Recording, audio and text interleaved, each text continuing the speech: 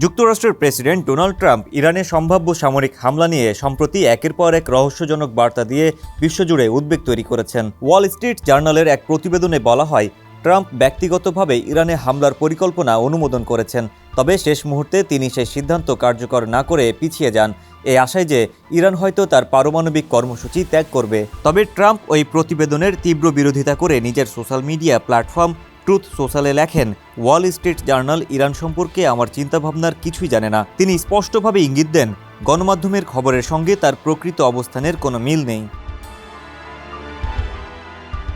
এর আগের দিন এক বিবৃতিতে ট্রাম্প বলেছিলেন, আমি এখনও ইরানে হামলার বিষয়ে চূড়ান্ত কোনো সিদ্ধান্ত নেইনি। সবাই আমাকে এই নিয়ে প্রশ্ন করছে, কিন্তু দেখা যাক কি হয়। এদিকে মার্কিন সংবাদ মাধ্যম সিবিএস নিউজ জানায়, ট্রাম্প প্রশাসন ইসরায়েলের সঙ্গে যৌথভাবে ইরানের পারমাণবিক স্থাপনাগুলোর উপর হামলার পরিকল্পনা করছে। ফোর্দোর মতো উচ্চ নিরাপত্তা সম্পন্ন কেন্দ্রগুলো সম্ভাব্য টার্গেট হতে পারে বলে জানা গেছে। তবে বিষয়টি নিয়ে হোয়াইট হাউসের আলোচনার কথা থাকলেও এখনও প্রেসিডেন্টের ঘনিষ্ঠ উপদেষ্টারা পুরোপুরি একমত হননি।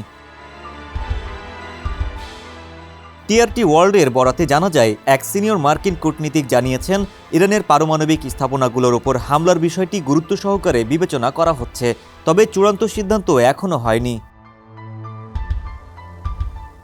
অন্যদিকে মঙ্গলবার রাতে ট্রাম্প আরও এক ধাপ এগিয়ে দাবি করেন, আমরা এখনও ইরানের আকাশে পুরো নিয়ন্ত্রণে আছি। তিনি আরও বলেন, তারা জানেন ইরানের সুপ্রিম লিডার কোথায় অবস্থান করছেন এবং এক পোস্টে লেখেন, নিঃশর্ত আত্মসমর্পণ।